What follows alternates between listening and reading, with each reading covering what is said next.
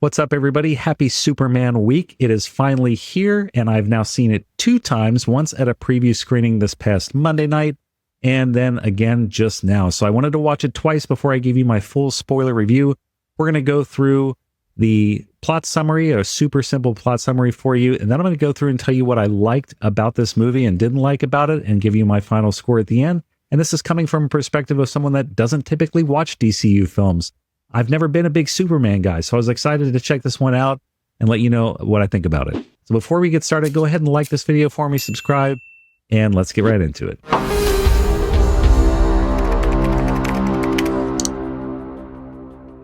Okay, so let's talk about Superman 2025. So we get in the opening title cards that 3 centuries ago, metahumans were discovered, and with them came a new era of gods and monsters. Flash forward 30 years ago, the Kents found a baby and raised him as Clark. 3 years ago, he became Superman, and just a few weeks ago, he stopped an international invasion, which sparked massive political fallout. After intervening in that foreign country, Superman's actions make global headlines and enemies, and one of them was a powerful weaponized villain called the Hammer, later revealed to be Ultraman, a brutal clone of Superman created and controlled by Lex Luthor. So Superman gets wrecked in a fight and retreats to the Fortress of Solitude with the help of his loyal dog Krypto. There, 3 Kryptonian robots heal him and play a message from his birth parents, but it turns out that part of that message was previously hidden. So back in Metropolis, tensions rise. We got Lex Luthor, played by Nicholas Hoult, and he's manipulating the events to paint Superman as a global threat. He's working with the Engineer, a metahuman weapon, and his ultimate goal is to destabilize the world and rid it of Superman. So when Luthor releases a doctored video of his parents claiming that he was sent to conquer Earth, the public turns on Superman fast. So Clark is devastated, and even Lois Lane questions his choices. With the world doubting him, Superman turns himself in, only to be locked in a hellish pocket dimension run by Luthor. There he meets Metamorpho, another prisoner forced to create kryptonite for Luthor's twisted experiments. So Luthor even kills an innocent civilian in front of Clark just to prove a point. Eventually, the combination of Lois, Jimmy Olsen, and Mr. Terrific, one of the several Justice League-style heroes called the Justice Gang, help break Superman out. Powered up, he rescues Krypto and Metamorpho's son, and they escape just before the pocket dimension collapses. Meanwhile, Metropolis is being sucked into a rift caused by Luthor's overuse of his dimension tech, and at the same time, Bavoria's dictator starts a brutal invasion. So Superman has to make a choice, save the world or save the people, and he chooses both. So in the epic finale, Superman defeats Ultraman by outsmarting him, thanks to Krypto, of course, by grabbing the cameras and things, and exposes Luthor's plans to turn part of the world into his personal dictatorship. So Lois and the Daily Planet crew help broadcast the truth globally, and the Justice Gang backs Superman, and Hawkgirl even executes Bavoria's dictator herself, showing just how far these new heroes will go. So with Luthor defeated and arrested, Superman is once again hailed as a hero. He and Lois share a romantic flight, and Jimmy even gets together with Luthor's now ex-girlfriend Eve, who has secretly helped bring Luthor down. And Superman, still wounded but hopeful, returns to the fortress, where we get a beautiful emotional beat with clips from his childhood. And in the credits, Superman cuddles with Krypto on the moon for a mid-credit scene, and a fun tease shows Superman nitpicking the rebuilt building with Mr. Terrific, setting up what's next. So that's a basic plot summary of what happened in this film. There are lots of little details in there and little Easter eggs, I'm sure, but I do think that this is definitely one worth checking out on your own, especially if you like Superman, or like for me, from my point of view, I was never really into Superman that much, and I still had a great time. I think overall the tone of this film has got a lot of humor. The heartfelt moments weren't as strong as some of the ones I've felt in the MCU, but they were still there, particularly in scenes with his parents. I thought the chemistry between Lois and Clark was very strong as well. And the comedic moments, I think, is where this shines. And just visually overall, this film is a standout to me. I think the fight sequences especially are completely epic. The visual effects are done right. It's more than just Superman that has the best moments in this film too. David Corenswet makes an excellent Superman for sure, but I think all the supporting cast really did an excellent job with their parts. Especially the Justice Gang and the workers at the Daily Planet, I thought all of them were great. I think if I had to point out one weakness, it might have been Hawk Girl, but that's simply because she didn't really have that much to do in the film. I thought Mr. Terrific was a standout for me, along with Green Lantern. Those two especially were great in those roles. Overall, we can't forget about Lex Luthor because Nicholas Hoult absolutely killed this role. I think that is the most intimidating villain role I've seen in a movie like this.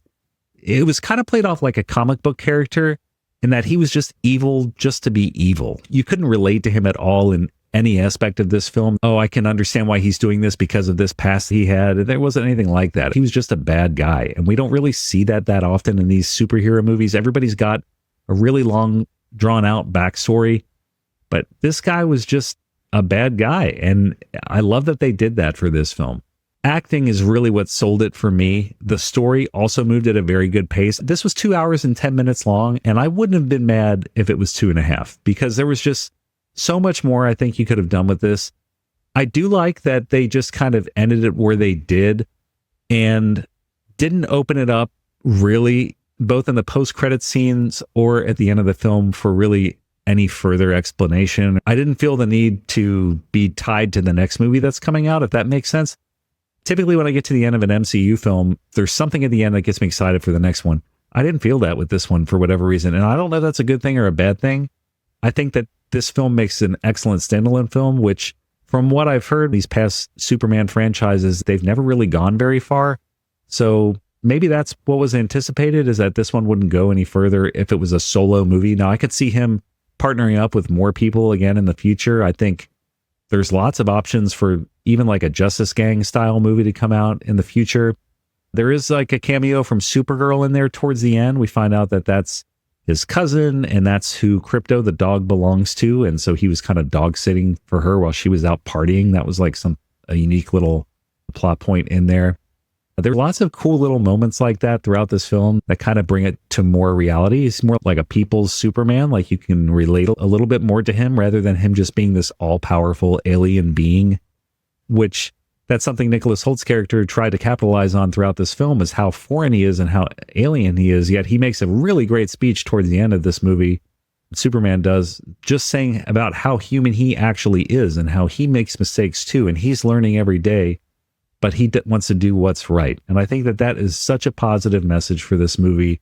And I was so happy to see that in this film. This summer of 2025 has been pretty great when it comes to blockbusters. I feel like every movie I've gone to see has been like, okay, this is going to be the movie of the summer. And then another one comes out that's just even better. And another one that comes out that's even better. So I'm so glad that we got this film. I mean, this one, F1, How to Train Your Dragon, we've all got these in the span of like a month. And they're incredible. So this is turning out to be an incredible summer blockbuster season. I cannot wait to see what's next.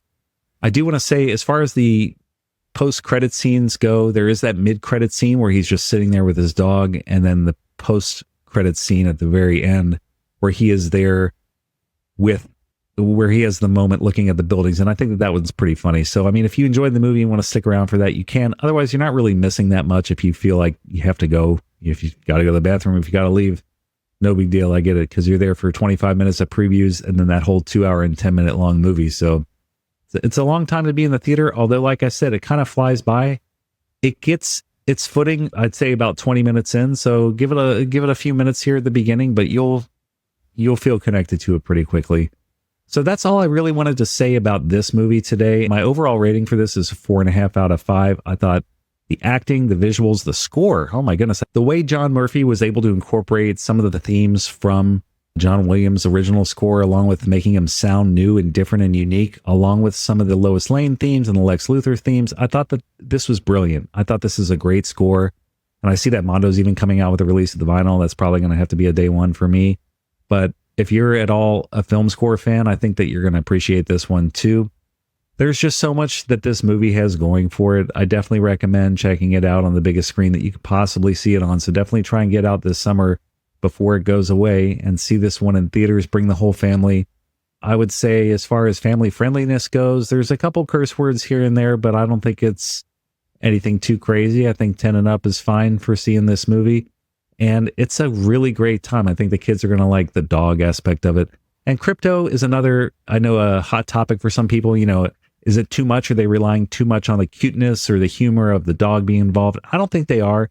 They do utilize him a lot, but not too much. So if that makes sense, I feel like they utilize crypto just the right amount. So that is a good time at the movie. It's not too overly done. I mean, it's a CGI dog, and he looks great most of the time, as are the other effects that are in the film too.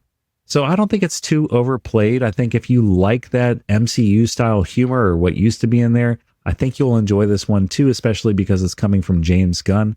I hope he sticks around with this series some more, and I hope we get to see more of this version of Superman, just because I had such a great time checking this one out. So if there is another one in the future, I will definitely be there day one. I hope you enjoyed this review. If you like these kind of videos, please do me a favor and like it, comment, subscribe. It really helps the channel. And I look forward to bringing you more reviews like this in the future. YouTube thinks that you'll like the video that's on the screen now. So if you want to check that out for me, it'd be greatly appreciated. Thanks and have a great day.